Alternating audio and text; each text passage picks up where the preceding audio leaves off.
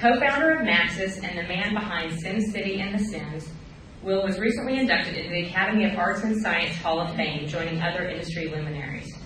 A recognized visionary, Wright has been included in Entertainment Weekly's IT List of the 100 most creative people in entertainment, as well as Time Digital's Digital 50, a listing of the most important people shaping technology today.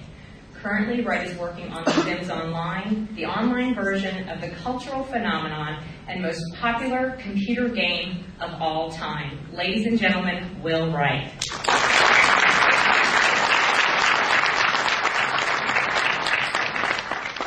So he had a very profound influence on me, and in fact, a lot of the games I've done, SimCity, if you watch a typical SimCity player, that's basically how they play SimCity. They go around and they have this feeling of control, and sometimes they really misuse it. But, and from Godzilla's point of view, of course, he's, stepping on miniatures. To him, it's this tiny little world with little ants crawling around. And, I always thought the perspective that he had on the world must be pretty cool to be him. A lot of other influences, though. I think probably my all-time favorite game is Go, which, though wasn't invented in Japan, is probably enjoys its strongest popularity there. Go seems to reflect so much of what I think is the Japanese design aesthetic, which is that you get complexity through simplicity. Go has two simple rules, one of which seldom is used, but yet it has strategy far more complex than chess. And it's just an amazing example of what you can do in game design. And I wish, I could design a game that had that much simplicity, but that much came out of it. So for me, this is kind of like the gold standard that I try to judge all my game designs against. A lot of Japanese media has been very interesting. A lot of it kind of mirrored American media. So Kurosawa's films, are almost like a Japanese version of the Western. And so both America and Japan have, looking back and looking forward, that appears in their media, but in different ways. I think in Japanese stuff, you tend to see more synergy between the old and the new. Whereas in America, it's either old or it's new. So now, in America, science fiction has kind of suffocated the effects of, the popularity of Westerns that used to be really popular. Also, there's something very interesting I find about Japanese culture in the way they use symbols and language, because their language is based upon ideograms, and going back, they were images. The blurring between image and text in Japanese culture seems to be much more thorough. Recently with like web design, we're doing that more in our culture. But I find that visual sensibility of Japanese design very strong. There are a lot of other things I could go into on Japanese design. Japanese gardens are one of my favorites. I talked about this at GDC a couple of years ago, but the idea that you're building this little microcosm of nature, and you're trying to get the feeling of nature, you're trying to evoke the feeling of nature through these recreations, is very interesting. There are a lot of very interesting lessons to learn here in game design. Use of texture, again, simplicity is a very central theme. At the same time, we get the complexity of modern life in Japan, and so there's this counterpoint, this contrast between the old and the new. But I'll stop there, and I just want to give a brief introduction to my thoughts. Japan has probably been the most influential culture on my work from around the world. And I'll show you some more references later in the discussion. We want to just kind of see where this discussion goes here. Suzuki-san, how has American culture or game design personally influenced you in your game design? 学生の頃はあんまりゲームしなかったんですけども、それでもコンピューターを買って、最初にやっぱり影響を受けたのはアップルなんかすごい古い。I didn't play games so much when I was a student, but anyway, I bought the Apple computer, and these are the very early age games I was involved with.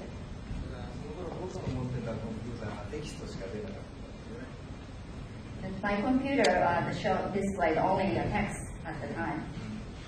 最初にウィザードリーの左の上に絵が出てるんですよね。テキストじゃなくて。So when you see the wizardry, the left-hand side, you can see a little drawing. It's not the text. あれ見てすごいびっくりしてね、最初。So when I saw the picture on the screen, I was really overwhelmed. Well, I think in game design, designers tend to be so unique that again, it's very hard to generalize, my design approach to other designers. I tend to get very captivated with the subject. I will research it for usually a number of years, and then start building a prototype. So usually the game design for me comes in toward the end after I've had a really good sense of the subject I want to deal with and what kind of lessons I want to draw from it or what aspects of that subject I really want to illustrate. And then I'll experiment with a lot of different game designs and prototypes to kind of get there. And then at that point it's kind of the long, slow road up the hill. So. ゲームに限らず僕はオリジナリティっていうのをすごい大事だと思ってるんで、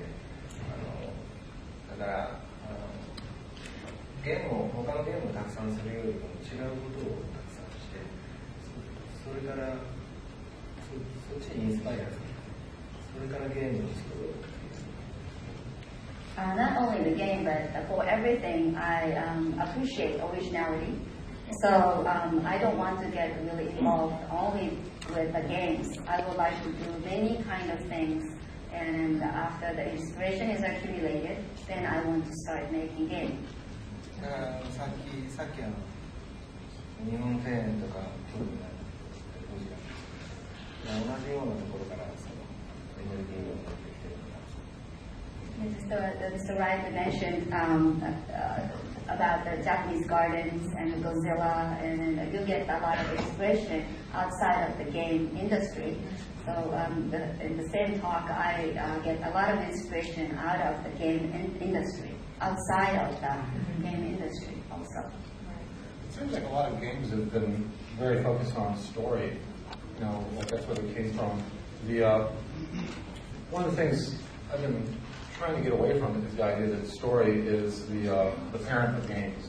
And in fact, games are probably living in a larger space, something like this, where hobbies maybe at one corner, sports, and then story. And games, in fact, encompass kind of all these things to some degree. Different games can kind of fall into the space. Some are more mainstream and have equal combination. Other ones are definitely more story-based. Some are more sport-based, and some are more hobby-based. So for me, I'm trying to get away from the idea that games are story, games equal story, games should have more story. I think that's just one kind of leg of the tripod that games are standing on. Okay. And we actually touched on this yesterday. Suzuki-san had mentioned, you know, where you get your different inspiration, and yours is coming from research, and Suzuki-san had mentioned that it comes from so many other things outside of game design. And it seems that these things are not, you know, it's not in a game design book or a workshop or something that could be taught in a course.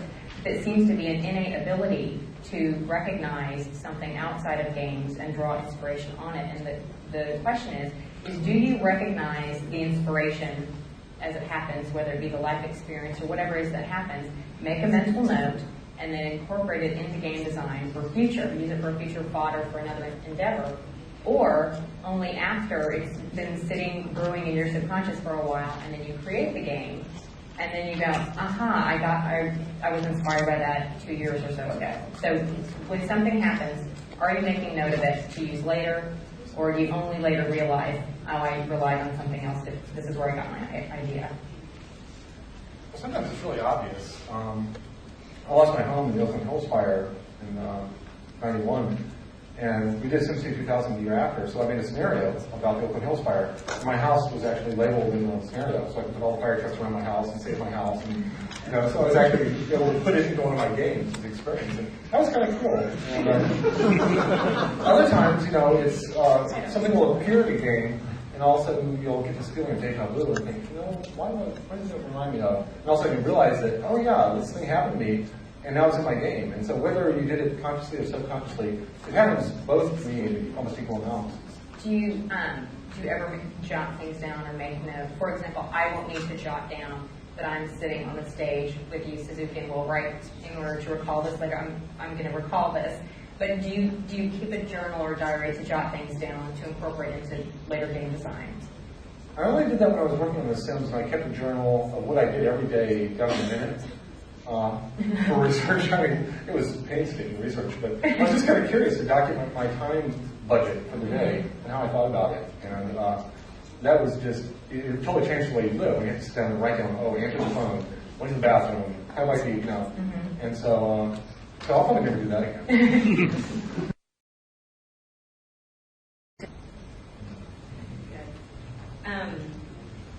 what are your, we'll go back to Mr. Wright, what are your references and influences beyond Japanese game design, American game design, film, art? What are your references? What are your icons, your inspirations? I think my biggest single inspiration would be biology.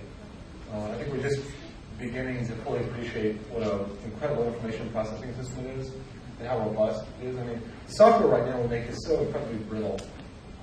Only once we get the robustness of biology, one little mistake doesn't kill the whole thing, will we ever achieve anything remarkably interesting in AI.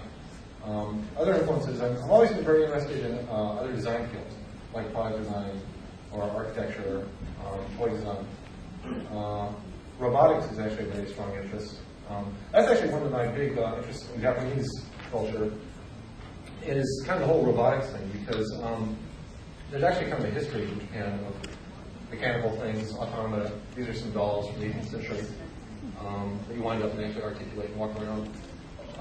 The Japanese culture is also fused together, and the idea of humanity and technology can eventually fuse, whereas Western culture tends to think of either or. A lot of Western science fiction is about how people are superior to machines, or they shouldn't confuse themselves with machines. A lot of Japanese fiction is actually humans coming together with machines, fusing. Not only people, but they're monsters too.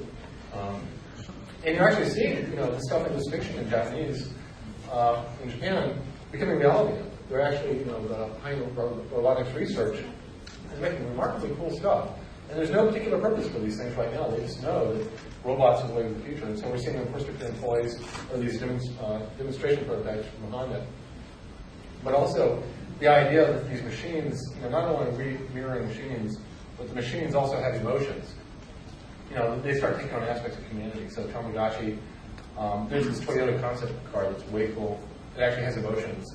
And if you're driving hard, it gets mad at you. And it's happy. It's happy, you wash it, wags its tail, it's a little tail behind it. It's a cross between an idol and a car. And they're actually designing this for Generation Xers in Japan. And I know they're going to buy it. It's going to be cool. I'll stop on that. But so robotics is a big one. Mostly Japanese robotics.